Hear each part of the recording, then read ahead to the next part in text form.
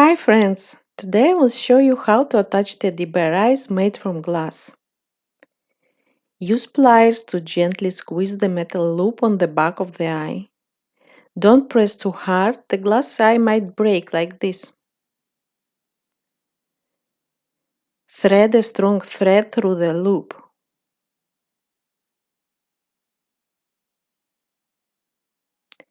Use a nail to carefully make a small hole in the bear's face by spreading the fabric threads. Don't tear them. Insert the eye using a long needle and bring it out where the ear will be attached.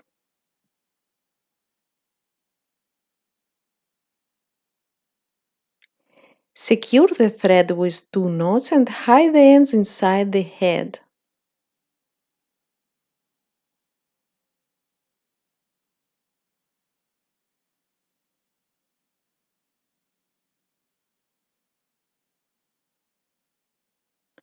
Sew the ear over this spot to hide the knots.